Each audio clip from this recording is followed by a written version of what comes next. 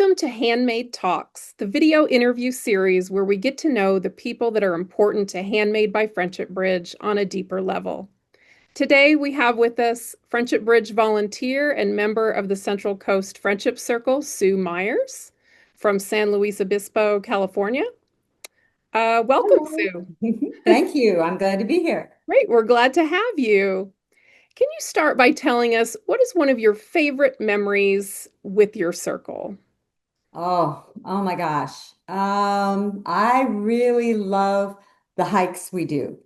We have a really good time. It's a great group of women. They are all very dedicated to the cause and they're just a delight. I remember the first meeting I ever went to, I felt so comfortable with these women. They were just fun to be around, really dedicated, focused on their cause, and I thought I want to be a part of this, and I'm really glad that I am. Do you remember what year it was? It was about 5 years ago. Huh? Cool.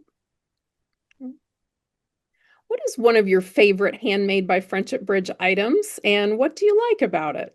Okay, so there's a lot of things I love. I know my husband's smiling at me. I'll tell you his first, and it is one of my favorites, are the microwave bowl holders Hmm. for the microwave. They actually work as pot holders too, but they have been a real lifesaver because every bowl you put in the microwave gets way too hot to touch.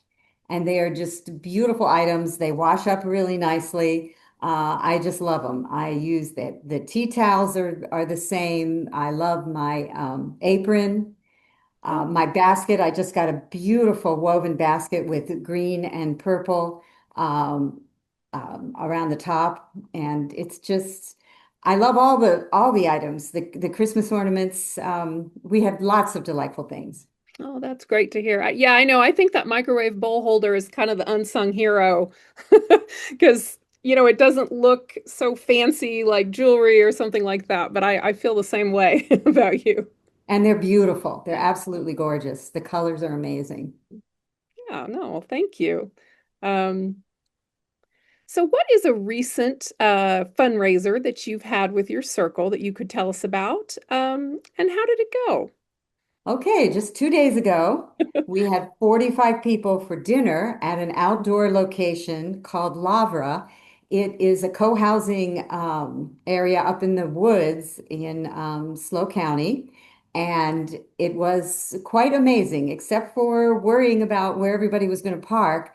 People just had a really good time dining al fresco. We had a Chef Candace Castillo from the Central Coast.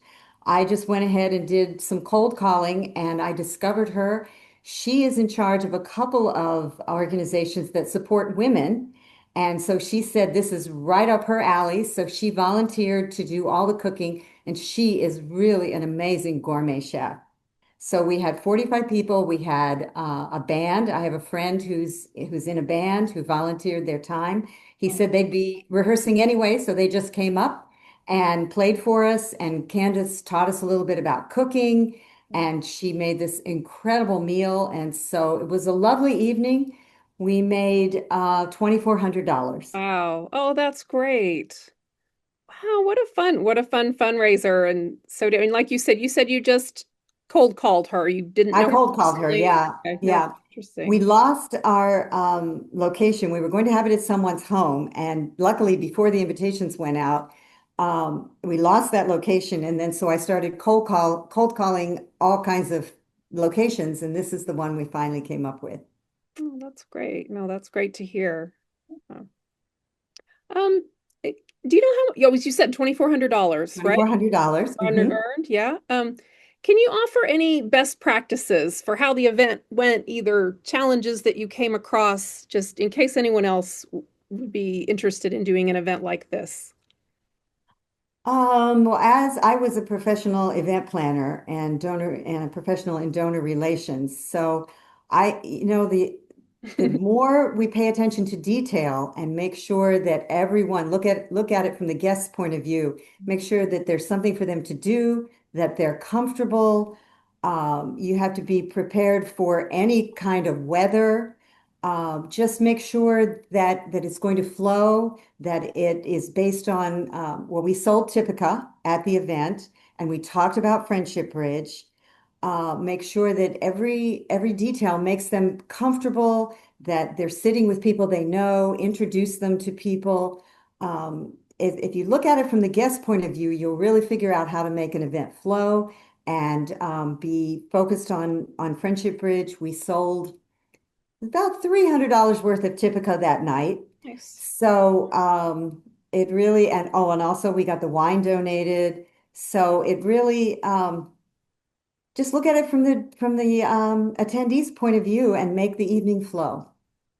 Oh, thank you. That's great advice. Can I ask for your Typica sales? Did you do that before and after the chef demonstration, or how did that work?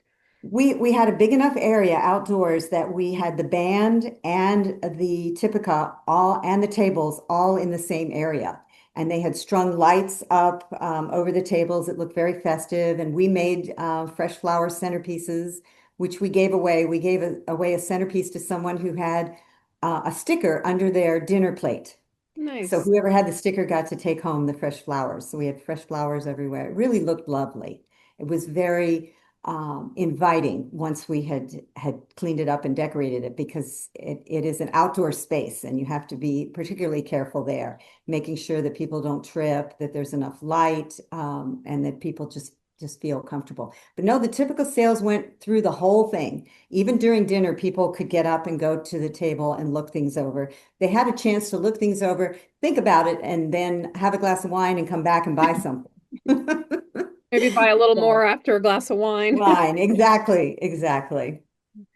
Do you know, did you have people from the community that had no contact or knowledge of Friendship Bridge before? Was it kind of a mix? We did. Now, when I started in a leadership role as co-leader last January, we had a small list, or we call small, of 40 people who from time to time attended our bi-monthly meetings. And then we had another list of about 100 people, 100 other people who had either signed up. We have a sheet where you can sign up for more information or had volunteered at one time, maybe knew about it. So we started with our smaller list and we have about 12 people who come to our meetings, but quite a few people out of that 40 came. Now we only charged $35. That was a little light. Candace charges 135 Oh, when she does a six-course gourmet meal at a winery. But of course, she's doing it for a much smaller group and it's six gourmet courses.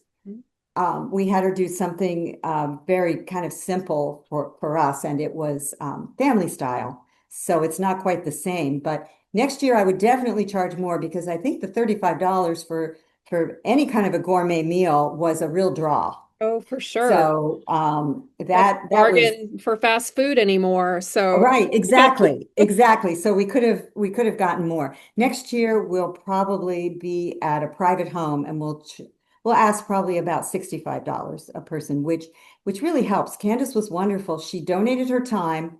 We paid for the groceries and we gave her a tip, and that's it. I mean, it's so much work. Catering is a whole lot of work, as everyone knows. So that her gift to us was a really special gift, the gift of her time and her talent.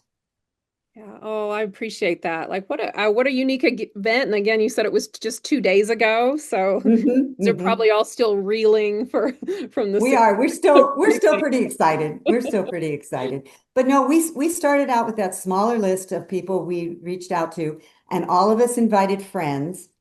And with that, we still had 8 or 10 people on the waiting list. We could only do 40 because of the parking situation and because we didn't want to put an extra burden on Candace, the chef, because she was volunteering her time. Sure. Yeah, no, that makes sense. Well, it sounds like you thought of every detail. But again, I know you said you are a That professional that event that's what I planner, used to so do, right? I know, I you got know. the And you right don't person know, in charge of the right? job. You don't know. And if we hadn't done well out of that first group of 40, we would have reached into our larger list and further to our friends, people who buy Typica but don't necessarily have the time to be part of the inner circle.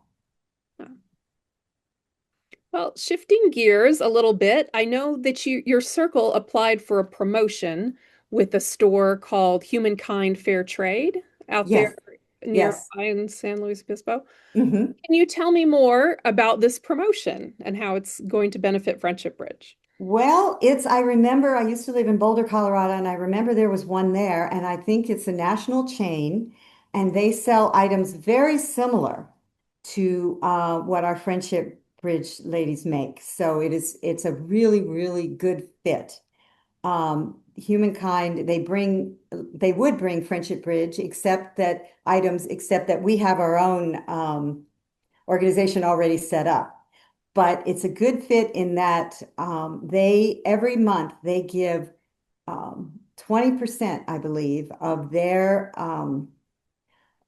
sales for every Thursday, or no, it's Giving Tuesday. Every Tuesday, for 4 Tuesdays, they give 20% of their profits um, to an organization that is worthy. And so we have a volunteer who works there. All the people who work there are volunteers. And so one of our inner circle volunteers there, and she brought it to our attention. And so we applied for it and we got it. And they say it won't be a whole lot of money, but every bit counts. And for the women in Guatemala, every $10, every $20 makes a difference. And so we think we'll get about $200 out of this, but we'll also get promotion for both organizations. They're going to put information about Friendship Bridge on their websites, and we're doing the same. So we're cross-promoting what is really just an important and creative activity that we're doing to try to make the world a better place. No, that sounds lovely. So again, for anyone listening, then that's Tuesdays throughout the month of August, correct? Right. In Tuesdays San, throughout the month of August if you shop at Humankind Fair Trade. Do you know we, if it applies to online as well as or just in-store purchases? I think it's just in-store purchases in San Luis Obispo. Yeah, so if you're in the So San Luis Obispo area, please come down to Humankind Fair Trade, and a portion of the proceeds on Tuesdays in August will benefit Friendship Bridge.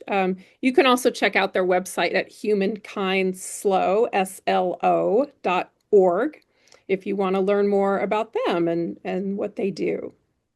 So what a wonderful promotion. So yes, it excited. is. And like you said, it sounds like a really good fit and a lot of like-minded people coming together. So Exactly. a great promotion. Yeah. Well, that brings me to the end of my questions. I think our audience and anyone listening today will be really inspired by the creative ideas of the Central Coast Circle. It sounds like you guys are really using your own creative gifts and your own professional skills to earn money and raise awareness for Friendship Bridge. And so we appreciate that so much. And I think other people will be inspired by your ideas and tips and tricks today. So thank you so much. Oh, thank you, Lydia. It's been a pleasure. All right.